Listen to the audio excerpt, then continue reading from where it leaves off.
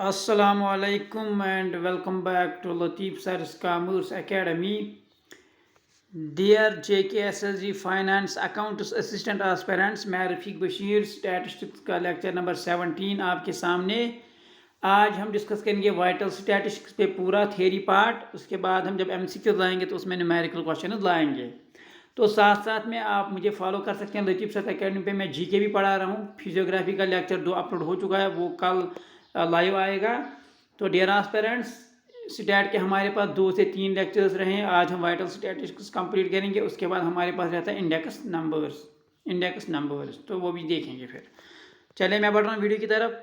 अगर आपको PDF चाहिए तो आप लतीफ़ सर कॉमर्स अकेडमी @CA लतीफ़ पे ज्वाइन कर सकते हैं। CA लतीफ़ सर्च करके आप ज्वाइन कर सकते हैं, वहाँ पे आपको PDF मिल जाएंगे। तो आप इस वीडियो को लाइक कीजिए, शेयर कीजिए, कमेंट कीजिए। साथ साथ में चैनल पे नए हैं तो ज़रूर सब्सक्राइब कीजिए। चलिए देखते हैं वाइटल स्टैटिस्टिक्स होता क्या है।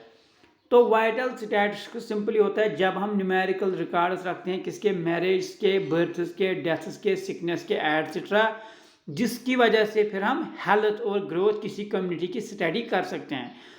मतलब वो चीज़ें जो पॉपुलेशन में वेरिएशन लाती है, जो पॉपुलेशन को चेंज करती है, हम उनको वाइटल स्टैटिस्टिक्स में स्टडी करते हैं। उनका न्यूमेरिकल रिकॉर्ड रखते हैं कि एक साल में बर्थ्स कितनी हुई, मैरिजेस कितनी हुई है, कितने लोग थे, डेथ्स कितनी हुई, ताकि हमें पता चले कि किस कम्युनिटी में नेगेटिव पॉपुलेशन ग्रोथ है, किस कम्युनिटी में पॉजिटिव पॉपुलेशन ग्रोथ है, किस कम्युनिटी में मैरिजेस ज़्यादा हुई है। तो अकॉर्डिंग हम प्रिडिक्ट कर सकते हैं कि वहाँ पे पॉपुलेशन बढ़ जाएगी। तो वाइटल स्टैटिस्टिक्स में यही हम स्टडी करते हैं और हम न्यूमेरिकल रिकॉर्ड्स रखते हैं, मैरिजेस के, बर्थ रेट, डेथ रेट, इनके सारे के हम न्यूमेरिकल रिकॉर्ड्स रखते हैं।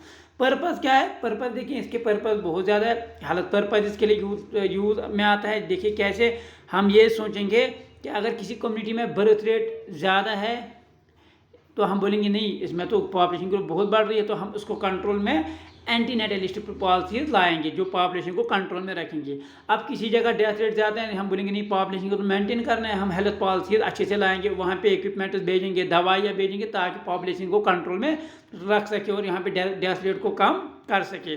साथ साथ में लेजिस्लेशन पर्पजेज क्यों? क्योंकि मैंने आपको बोला यहाँ पे तो चाहिए है लेजिस्लेशन पर्पजेज ला लाना किसी जगह। अगर हमें लगता है वहाँ पे फॉर एग्जाम्पल बर्थ रेट ज़्यादा बढ़ रही है, पॉपुलेशन ज़्यादा बढ़ेगी, लैंड तो श्रिंक इतना ही है, लैंड तो कम ही है, पॉपुलेशन बढ़ेगी, तो यहाँ पे क्या होगा, यहाँ पे बोलते हैं इसको पॉपुलेशन एक्सप्लोजन होना। तो जब वो हो जाएगा, लोगों के पास फूड नहीं मिलेगा, ना क्लोथ्स मिलेंगे, लोग खाएंगे क्या? तो यहाँ पे भी लेजिस्लेशन पर्पज़ के लिए यूज़ होगा। ला कैसे हम बनाएंगे, किसी कंट्री में पॉपुलेशन पे क्या ला लाना है, तो अकॉर्डिंगली वो हम कर सकते हैं। हेल्थ प्रोग्राम एंड ऑर्गेनाइजेशन, यहाँ पे हम मतलब हेल्थ प्रोग्राम्स कर सकते हैं, मतलब organize for awareness local people. आप कैसे पॉपुलेशन को कंट्रोल में रख सकते हैं, अगर डेथ रेट कम है तो इसको कैसे हम मतलब कम कर सकते हैं, अगर डेथ रेट ज़्यादा है तो हम इसको कैसे कम कर सकते हैं, अगर बर्थ रेट बहुत ज़्यादा है तो हम इसको कैसे कंट्रोल में ला सकते हैं। तो अकॉर्डिंगली डियर एस्पिरेंट्स, यहाँ पे यही देखा जाता है, इसलिए इसकी इम्पोर्टेंस है। स्टैटिस्टिक्स में भी नहीं है, ये पूरे दुनिया में इसकी इम्पोर्टेंस है, क्योंकि इसी के बेसिस पे हम पॉपुलेशन को प्रिडिक्ट कर सकते हैं। चलिए, गवर्नमेंट की पर्पज़ के लिए गवर्नमेंट को तो चाहिए ही है, क्योंकि उनको वोट उसके साथ गर्ज होता है, वो अकॉर्डिंगली वही काम करेंगे जो लोगों के हक में होगा, तो अकॉर्डिंगली वो भी इसको यूज़ करते हैं। चलिए, ये हम 2 मेजरमेंट्स में पढ़ेंगे, फर्टिलिटी और मॉर्टिलिटी। पहले मॉर्टिलिटी मेजरमेंट में हम क्या देखते हैं डियर में, मॉर्टिलिटी मेजरमेंट का मतलब होता है सिंपली डेथ रेट कैलकुलेट करना, किसी कम्युनिटी में डेथ रेट देखना एक साल में कितनी है। पहला आता है crude death rate. Crude death rate dear में मैं आपको बोलूँ, क्रूड का मतलब होता है टोटल। आपको टोटल पॉपुलेशन ऊपर भी लेनी है, टोटल नीचे भी लेना है, बट ये हमें एग्जैक्ट फिगर नहीं बताता। क्यों नहीं बताता? क्योंकि हमने यहाँ पे डिनोमिनेटर में टोटल पॉपुलेशन लिया होता है एक साल में। टोटल पॉपुलेशन कितना है उस एरिया में, उस कम्युनिटी में। देखिए, टोटल डेथ्स इन ईयर, एक साल में कितनी डेथ्स हुई, divided by total population multiplied by 1000। यहाँ पे हमें नहीं पता चलता कि किस स्पेसिफिक एज ग्रुप में ज़्यादा डेथ्स हुई है, इसीलिए ये एग्जैक्ट फिगर हमें नहीं बताता। ये हमें बात बोलेगा डेथ्स फॉर एग्जाम्पल 1000 हुई है एक साल में, मगर हमें नहीं पता किस एज ग्रुप में ज़्यादा हुई है, क्या ओल्ड एज में ज़्यादा हुई है, चाइल्ड में ज़्यादा हुई है, या यंगर पॉपुलेशन में ज़्यादा हुई, ये हमें नहीं बताता, इसलिए ये हमें एग्जैक्ट फिगर तो नहीं देगा। तो इसीलिए हमने dear aspirants crude death rate के बदले फिर स्पेसिफिक डेथ रेट लाया। स्पेसिफिक डेथ रेट का मतलब होता है किसी स्पेसिफिक एज ग्रुप में डेथ्स को कैलकुलेट करना और उसी स्पेसिफिक एज ग्रुप में टोटल पॉपुलेशन देखना, ताकि हमें आइडिया लग सके कि किस एज ग्रुप में यहाँ पे डेथ ज़्यादा हो रही है। चलिए मैं दिखाता हूँ आपको specific death rate. Specific death rate का मतलब आप यहाँ पे देख रहे हैं number of deaths in specific age group. एक एज ग्रुप में कितनी डेथ्स हुई हैं। फॉर एग्जांपल मैं बोलूँगा 1 to 14 ईयर एज ग्रुप में कितनी डेथ्स हुई है, ठीक है। मैं बोलूँगा फिर total population in that age group, इस एज ग्रुप में टोटल पॉपुलेशन कितनी थी। फॉर एग्जांपल मैं बोलूँगा 1 to 14 ईयर एज ग्रुप में 50 डेथ्स हुई है। मैं बोलूँगा इसमें टोटल पॉपुलेशन फॉर एग्जांपल 1000 था, तो आप मल्टीप्लाइड बाय आपको 1000 करना है, तो ऐसे आप निकाल सकते। इसका मतलब स्पेसिफिक डेथ रेट हमारे पास 50 आया, तो ऐसे आप इसको कैलकुलेट कर सकते हैं। और specific death rate dear aspirants मैं आपको बताता चलूँ कि ये एग्जैक्ट फिगर हमें बताता है, क्योंकि हमें स्पेसिफिक एज ग्रुप में पता चलता है कि डेथ्स किस में ज़्यादा हो रही है, किस में कम हो रही है। अकॉर्डिंगली हम वही पॉलिसीज अपनाएंगे और वही हम मतलब लेजिस्लेशन पर्पज़ के लिए भी यूज़ करेंगे। तो ये थोड़ा अच्छा फिगर देता है। और यहाँ पे आपको याद रखना है हम हर एक यहाँ पे मेजरमेंट पर 1000 लेते हैं, तो मल्टीप्लाइड बाई में आपको 1000 ज़रूरी लेना है। आप देखिए, आप डियर एस्पिरेंट्स यहाँ पे हैं स्टैंडर्डाइज्ड डेथ रेट। ये क्यों यूज़ करते हैं, जब हमें कंपेयर करना होता है, हमें दो कम्युनिटीज़ या दो कंट्रीज़ के दरमियान डेथ रेट्स को कंपेयर करना है, हम यूज़ करेंगे स्टैंडर्डाइज्ड डेथ रेट। कैसे, फार्मूला है देखिए, summation of MI into SPI divide by summation of SPI। देखिए आई का मतलब होता है कोई भी एज ग्रुप, यहाँ पे आई का मतलब होता है कोई भी एज ग्रुप। या मैंने बोला आपको 1 to 14 है, 15 to 30 है, 31 to 50 है, तो ये एज ग्रुप कोई भी हो सकता है। अब MI क्या है, MI होता है उस एज ग्रुप की स्पेसिफिक डेथ रेट कितनी है। यहाँ पे ADR का मतलब है स्पेसिफिक डेथ रेट, तो किसी एज ग्रुप में कितनी स्पेसिफिक डेथ रेट है तो वो MI यहाँ पे हम लेते हैं। उसके बाद SPI क्या होता है, किसी आई से एज ग्रुप में स्टैंडर्ड पॉपुलेशन कितनी हमने ली है, तो ये आपको याद रखना है। तो जितना हमने स्टैंडर्ड पॉपुलेशन लिया है वो SPI के बदले हमें यूज़ करना है। तो आई का मतलब यहाँ पे कोई भी एज ग्रुप है, MI का मतलब मैंने आपको बोला स्पेसिफिक डेथ रेट ऑफ आई थे एज ग्रुप। जो भी आई एज ग्रुप होगा उसमें स्पेसिफिक डेथ रेट कैसी है, तो यहाँ पे आपको कॉलम में दिया होगा ये यहाँ पे दिया होगा MI, मतलब MI का मतलब है स्पेसिफिक डेथ रेट। फिर उन्हीं को आपको समेशन लेना है, कॉलम वाइज वो दिया होगा। मैं जब क्वेश्चन लाऊंगा आपको तब समझ आ जाएगा। देखिए नोट करने का यहाँ पे पॉइंट है, अगर पॉपुलेशन जो हमने स्टडी के लिए यूज़ की है, अगर वो हमने स्टैंडर्ड पॉपुलेशन यूज़ की है, तब standard death rate crude death rate के बराबर होती है। ये आपको याद रखना है। When population under study is taken as standard population, then standard death rate हम क्रूड डेथ रेट के बराबर लेते हैं, तो ये आपको याद रखना है। चलिए ये 3 मेजर थे मोर्टेलिटी मेजरमेंट के। अब हम बोलेंगे फर्टिलिटी और इसकी मेजरमेंट। पहले हमने मोर्टेलिटी देखा, अब हमें फर्टिलिटी देखना है। देखिए फर्टिलिटी का मतलब होता क्या है, पहले एक मतलब हम बोलेंगे एक्चुअल प्रोडक्शन ऑफ चिल्ड्रन और ऑकरेंस ऑफ लाइव बर्थ। मतलब अगर हम मतलब यहाँ पे देखेंगे कितने एक इंडिविजुअल कितने बच्चों को जन्म दे सकता है, तो वो यहाँ पे हो जाएगा फर्टिलिटी। फॉर एग्जांपल एक वुमन है, तो माने वो 4 बच्चों को जन्म देती है, तो हम बोलेंगे उसकी फर्टिलिटी 4 है। मतलब वो एक्चुअल कितने बच्चों को जन्म दे रही है वो यहाँ पे फर्टिलिटी में आता है। तो ये आपको याद रखना, कितने बच्चे, उसकी फॉर एग्जांपल कैपेसिटी है 10 बच्चे देने की, बट उसने नहीं दिए, उसने 4 ही बच्चों को जन्म दिया, हम उसको बोलेंगे फर्टिलिटी। अब इसके फर्क जो फेकंडिटी है ना, फेकंडिटी होता है उसकी कितनी कैपेसिटी है बच्चे देने की। फॉर एग्जांपल ये होता है अपर लिमिट ऑफ फर्टिलिटी। मैंने आपको बोला उसने फॉर एग्जांपल कोई वुमन है या कोई और एनिमल है जो बच्चों को जन्म देती है, फॉर एग्जांपल उसने 4 बच्चों को जन्म दिया, हम बोलेंगे फर्टिलिटी 4 हुई, क्योंकि इतने ही बर्थ्स हो गई। बट फेकंडिटी होता है अपर लिमिट ऑफ फर्टिलिटी, वो एक्चुअल में कितने बच्चे दे सकती है। फॉर एग्जांपल वो 10 बच्चे दे सकती है, तो मगर दिए नहीं, इसको कहेंगे फेकंडिटी। 10 को फेकंडिटी कहेंगे क्योंकि ये अपर लिमिट होता है फर्टिलिटी का। चलिए हम देखते हैं क्या आप आगे लिखा है, यहाँ तक आपको समझ आ गया होगा। Fertility rates are quantitative and expressed per 1000। मैंने आपको बोला ये हम पर 1000 वुमेन, क्योंकि वुमेन ही होती है वो जिसकी वजह से बच्चे मतलब जन्म लेते हैं, क्योंकि वुमेन ही बच्चों को जन्म देती है। यहाँ पे मेल्स का कंसेप्ट नहीं है। फर्टिलिटी में हम फीमेल्स को लेते हैं और एक क्वांटिटेटिव मेजर, मतलब हम इसको मेजर कर सकते हैं। और मगर हम किन को लेते हैं, वो उन वुमेन्स को जो कि चाइल्ड बेयरिंग एज में होती हैं। 15 to 49 ईयर्स एज कहा जाता है कि ये चाइल्ड बेयरिंग एज है, मतलब 15 साल से 49 ईयर्स तक जो वुमेन्स होगी वो बच्चों को जन्म दे सकती है। तो हम चाइल्ड बेयरिंग एज में जितनी पॉपुलेशन होगी वुमेन्स की वो हम लेते हैं इन फर्टिलिटी मेजरमेंट्स। आपको मैं समझा रहा हूँ crude fertility rate. Crude fertility rate या क्रूड बर्थ रेट, इसको बोलेंगे CBRB, क्रूड बर्थ रेट। वहाँ पे क्रूड डेथ रेट है, यहाँ पे क्रूड फर्टिलिटी रेट। देखिए total birth in a year, एक साल में कितनी बर्थ हुई बट लाइव, जो कि बच्चे पैदा हुए बट वो जिंदा रहे। कोई मतलब होता है कि कोई बच्चा जन्म और वो जिंदा नहीं रहता है, मतलब ज़्यादा टाइम के लिए, मतलब वो वही तभी मर जाता है, तो वो हम इसमें नहीं लेते। हम लेते हैं total birth in a year, जो लाइव बर्थ होंगी। टोटल पॉपुलेशन देखिए यहाँ पे मेल और फीमेल भी लेते हैं, इसीलिए ये क्रूड बर्थ रेट इतना इंपॉर्टेंट मेजरमेंट नहीं है, क्योंकि यहाँ पे हम मेल्स को लेते हैं। जबकि हमें पता है मेल्स तो फर्टिलिटी मेजरमेंट में हम यूज़ नहीं करेंगे, क्योंकि मेल्स थोड़ी बच्चों को जन्म देंगे। तो यहाँ पे इसलिए टोटल पॉपुलेशन लेते हैं और मल्टीप्लाइड बाई 1000, क्योंकि हम मल्टीप्लाइड बाई 1000 करते हैं। तो क्रूड फर्टिलिटी रेट इतना अच्छा मेजरमेंट नहीं है, क्योंकि यहाँ पे हम टोटल पॉपुलेशन लेते हैं डिनोमिनेटर में, जहाँ पे मेल्स और फीमेल्स भी देखी जाती हैं। तो इसलिए इंपॉर्टेंट क्या है हमारे पास, जनरल फर्टिलिटी रेट। यहाँ पे हम सिर्फ फीमेल पॉपुलेशन को लेते हैं। देखिए जनरल फर्टिलिटी रेट होता क्या है, नंबर ऑफ लाइव बर्थ, एक साल में कितने लाइव बर्थ हुए, number of women at child bearing age. देखिए मैंने आपको बोला हम वुमेन लेते हैं यहाँ पे जिनकी चाइल्ड बेयरिंग एज होगी, मतलब 15 ईयर से 49 ईयर्स तक इनकी एज होगी, वो इसमें आ जाते हैं।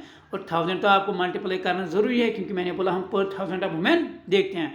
तो ये जो जनरल फर्टिलिटी रेट है ना, ये बहुत इंपॉर्टेंट मेजर है, क्योंकि यहाँ पे हम मेल पॉपुलेशन को एक्सक्लूड करते हैं और हम सिर्फ फीमेल पॉपुलेशन को लेते हैं। यह आपको याद रखना है। चलिए हम बढ़ेंगे स्पेसिफिक फर्टिलिटी रेट।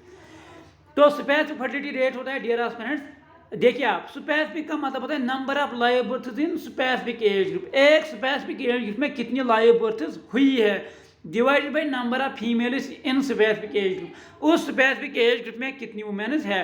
जैसे वहाँ पे स्पेसिफिक डेथ रेट में हम बोलते थे total number of deaths in specific age group, यहाँ पे भी लेते हैं number of live births in specific age group divided by number of females in specific age group और मल्टीप्लाइड बाय 1000 में लेते हैं। तो जब क्वेश्चन आपको मैं आपके सामने रखूंगा आप डेफिनेटली इसको कर पाओगे, क्योंकि ये उतना टफ नहीं है, ये इजी क्वेश्चन होगा आपके लिए, मैं आपको जब समझाऊंगा। देखिए अब यहाँ पे एक और कंसेप्ट है total fertility rate. Total fertility rate का मतलब होता है हमें टोटल में फर्टिलिटी रेट देखना होता है। देखिए ये कैसे फार्मूला इसकी, टोटल फर्टिलिटी रेट होता है summation of I goes from 15 to 49। 15 क्या, 15 to 49 है यहाँ पे स्पेसिफिक एज ग्रुप, और यहाँ पे ब्रैकेट में मैंने ये है स्पेसिफिक फर्टिलिटी रेट माइनस आई। आई क्या है, एज ग्रुप में डिफरेंस क्या है। फॉर एग्जांपल मैं लूँगा 15 to 24। अब इसमें देखेंगे आप एज ग्रुप क्या है, डिफरेंस क्या है, आई क्या है, वो करेंगे आप 24 माइनस 15। तो यहाँ से आपको आई निकल के आएगा डियर एस्पिरेंट्स। तो यहाँ पे टोटल फर्टिलिटी रेट में हम लेते हैं समेशन ऑफ 15 to 49, यानी स्पेसिफिक ये एज बेयरिंग ग्रुप जो वुमेन की होती है, और उसको ब्रैकेट में लेके हम स्पेसिफिक फर्टिलिटी रेट को minus i multiplied by i के साथ लेते हैं। आई यहाँ पे है i group difference in age group. For example मैं लूँगा एज ग्रुप है 15 to 24, इसके दरमियान कितनी डिफरेंस है, आप अब जो कैलकुलेट करोगे वो 10 आएगा। तो अकॉर्डिंगली आप यहाँ से आप देख सकते हैं टोटल फर्टिलिटी रेट निकालना कैसे है। तो यह आपके लिए इंपॉर्टेंट पॉइंट आपको याद रखना है। चलिए हम देखते हैं पॉपुलेशन ग्रोथ, थोड़ा ये इंपॉर्टेंट है इसमें, तो देखते हैं हम क्या निकलता है यहाँ से। देखिए डियर एस्पिरेंट्स, यहाँ पे हम देखेंगे ग्रास रिप्रोडक्शन रेट जो होता है डियर एस्पिरेंट्स, हमारा ग्रास रिप्रोडक्शन रेट इन चीज़ों से, देखिए GRR और NRR से हम पॉपुलेशन ग्रोथ प्रिडिक्ट कर सकते हैं। डियर एस्पिरेंट्स इसमें ग्रास रिप्रोडक्शन रेट आता है। देखिए इसमें ग्रास रिप्रोडक्शन रेट में क्या इंपॉर्टेंट है, यहाँ पे हम यहाँ पे नहीं लेते हैं मॉर्टेलिटी का रिस्क। जो देखिए बच्चे तो जन फॉर एग्जांपल वो 5 दिन के बाद मतलब उनकी मतलब डेथ हो गई, तो हम यहाँ पे वो काउंट नहीं करते हैं। हम बोलते हैं नहीं बच्चा जना, एक दिन का बच्चा भी यहाँ पे हम लेते हैं, चाहे वो फिर जिंदा रहे ना रहे। तो यहाँ पे इसलिए ये यहाँ पे यही प्रॉब्लम है कि ये यहाँ पे हम मॉर्टेलिटी का रिस्क नहीं लेते हैं। तो इसलिए देखिए sex of newborn babies is taken into account, हम यहाँ पे सिर्फ फीमेल बेबीज़ को ही यूज़ करेंगे, क्योंकि हमें पता है फीमेल बेबीज़ ही कल को मतलब बच्चों को जन्म देगी, तो इन्हीं की वजह से पॉपुलेशन ग्रोथ होगी। अब देखिए आप ग्रास रिप्रोडक्शन रेट क्या होता है, आई क्या होता है, क्लास डिफरेंस या एज डिफरेंस, जो मैंने अभी ऊपर बोला। Summation of 15 to 49। FBX होता है फीमेल बर्थ। फीमेल बर्थ कितना हुआ डिवाइडेड बाय फीमेल पॉपुलेशन कितना है, किस ग्रुप में, 15 to 49 ईयर्स ग्रुप में। क्यों, क्योंकि ये एज बेयरिंग ग्रुप है वुमेन, इसकी मल्टीप्लाइड में हम 1000 में लेते हैं। तो ये इसकी फार्मूला है, आपको याद रखनी है simply. Grass reproduction rate important है क्योंकि यहाँ पे हम सेक्स ऑफ न्यू बार्न बेबीज लेते हैं, जो फीमेल बेबीज लेते हैं हम उन्हीं को काउंट करते हैं। देखिए फीमेल बर्थ्स ही मैंने लिया, मेल बर्थ्स को नहीं काउंट किया। और फीमेल पॉपुलेशन को लिया किस ग्रुप में, 15 to 49 ईयर्स एज ग्रुप में, क्योंकि मुझे पता है सिर्फ फीमेल इसी कल को रिप्लेस कर सकती है क्योंकि वही बच्चों को जन्म देंगी, मेल्स का यहाँ पे कंसेप्ट नहीं आता है। और इसी की वजह से पॉपुलेशन ग्रोथ हम GRR और NRR से स्टडी करते हैं। देखिए अब मैं आगे बढ़ रहा हूँ आपको दिखाने के लिए। यहाँ पे GRR की एक और फार्मूला है, total fertility rate female births by total births. तो ये भी एक पॉपुलेशन आपको दिया होगा, फॉर एग्जांपल आपको TFR भी दिया होगा, total fertility rate, female births भी दिया होगा, टोटल पॉपुलेशन भी दिया होगा, टोटल बर्थ्स भी दिया होगा, आपको GRR कैलकुलेट करना है। तो फार्मूला आपके सामने है, total fertility rate multiplied by female births divide by total births. तो ये भी इसकी पॉपुलेशन। अब की नोट्स क्या आपको याद रखना है, अगर GRR लेस देन 1 है तो पॉपुलेशन डिक्लाइन हो रही है यार, पॉपुलेशन डिक्रीज हो रही है, नो मैटर डेथ रेट कितनी भी लो हो। फॉर एग्जांपल मेरे GRR मुझे आया लेस देन 1, तो मुझे ये दिमाग में लेना है कि पॉपुलेशन में ग्रोथ कम हो रही है, फिर चाहे डेथ रेट कितनी भी कम हो। फॉर एग्जांपल फिर एक साल में क्यों ना एक ही डेथ होती हो, बट वो मैटर नहीं करता, मैटर करता है कि GRR लेस देन 1 आया तो हमें यही से पता लगता है कि नहीं यहाँ पे पॉपुलेशन डिक्लाइन हो रही है, पॉपुलेशन ग्रोथ नेगेटिव में जा रही है। तो ये आपके लिए की नोट्स। अगर GRR ग्रेटर देन 1 है तो हमें पता है कि यहाँ पे पॉपुलेशन इंक्रीज हो रही है, नो मैटर बर्थ रेट कितनी कम हो, बर्थ रेट चाहे कितनी कम हो, हमारा GRR ग्रेटर देन 1 है ना, मुझे दिमाग में लेना है कि पॉपुलेशन इंक्रीज हो रही है। तो GRR अगर मुझे 1 आया तो मैं बोलूँगा the population of female is replacing itself, मतलब जो फीमेल जन रही है वो उतनी ही बच्चों को फिर जन्म दे रही है, वो ज़्यादा बच्चों को जन्म नहीं दे रही है, मतलब वो अपनी ही पॉपुलेशन को रिप्लेस कर रही है। अब देखिए नेट रिप्रोडक्शन रेट और उसमें क्या फ़र्क है। नेट रिप्रोडक्शन रेट आपको याद रखना है, ये हमेशा in all cases less than होता है ग्रास रिप्रोडक्शन रेट से।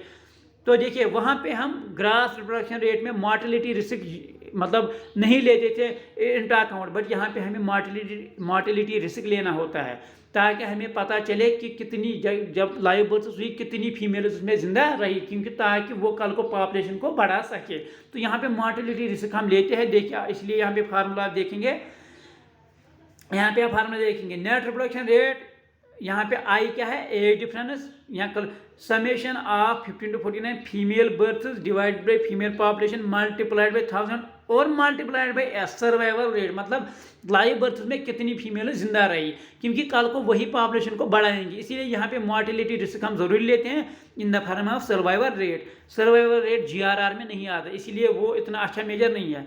तो आपको यही से पता चलेगा कि GRR हमेशा होगा NRR से बड़ा, क्यों, क्योंकि वहाँ पे हम मॉर्टेलिटी को अकाउंट में नहीं लेते हैं, बट नेट रिप्रोडक्शन रेट में हम लेते हैं। तो ये इसकी फार्मूला है डियर एस्पिरेंट्स। अब आप देख सकते हैं इसकी दूसरी फार्मूला है summation of female births into survival rate divide by 1000। तो ये भी इसकी फार्मूला है। देखिए in case mortality is given and not survival rate, अगर आपको क्वेश्चन में मॉर्टेलिटी रेट गिवन है बट सर्वाइवल रेट नहीं किया है तो आप NRR में आपको सर्वाइवल रेट लेना है, तो आप सर्वाइवल रेट को कैलकुलेट कैसे करेंगे। फॉर एग्जांपल मॉर्टेलिटी रेट दी गई है सिंगल डिजिट में, फॉर एग्जांपल 1, 3, 4 अप टू 9, तो आपको सिंपली करना है 10 माइनस गिवन मॉर्टेलिटी, ये आपका सर्वाइवल रेट आ जाएगा। तो ये आपको याद रखना है, अगर सर्वाइवल रेट क्वेश्चन में नहीं दिया गया है, आपके सामने क्या दिया गया है, मॉर्टेलिटी रेट, तो आप सिंपली करेंगे survival rate 10 minus given mortality rate. तो अगर आपके पास अब 2 डिजिट में मॉर्टेलिटी रेट है, फॉर एग्जांपल 10 to 99 दिया गया है, तो आप कैसे सर्वाइवल रेट निकालेंगे, 100 माइनस गिवन मॉर्टेलिटी रेट, तो ये सर्वाइवल रेट आ जाएगा। अगर आपके पास मॉर्टेलिटी 3 डिजिट में दी गई है, फॉर एग्जाम्पल मैं बोलूँगा 1000 से ऊपर या 1000 से ऊपर जो 3 डिजिट हैं 999, तो ऐसे ऐसे दिए गए हैं 803 ये दिए गए हैं, तो आपको कैसे सर्वाइवल रेट कैलकुलेट करनी है, 1000 माइनस गिवन मॉर्टेलिटी, तो यहाँ से आपको सर्वाइवल रेट आ जाएगा और आप फिर नेट रिप्रोडक्शन रेट के इस फार्मूला में यूज़ कर सकते हैं। तो आपने देखा कि GRR में हम मॉर्टेलिटी नहीं लेते हैं, बट नेट रिप्रोडक्टिव रेट में या नेट रिप्रोडक्शन रेट में हम लेते हैं GRR, इसीलिए NRR हमेशा लो होता है GRR से। तो की नोट्स आपने याद रखें डियर एस्पिरेंट्स। तो यहाँ पे भी NRR अगर लेस देन 1 हुआ पॉपुलेशन कम होगी, ग्रेटर देन 1 हुआ पॉपुलेशन इंक्रीज होगी, और अगर NRR 1 होगा ग्रेटर देन तो पॉपुलेशन इंक्रीज होगी, तो लेस होगा लेस देन 1 तो डिक्रीज होगी। तो डियर एस्पिरेंट्स ये था पूरा वाइटल स्टैटिस्टिक्स का ये थ्योरी पार्ट। नेक्स्ट वीडियो में हम लाएंगे टॉप न्यूमेरिकल क्वेश्चन इस पे, ताकि आपको और से अच्छे से समझ आ सके। तो thanks a lot dear aspirants, thanks a lot. चलिए बढ़ते हैं, मिलते हैं नेक्स्ट वीडियो।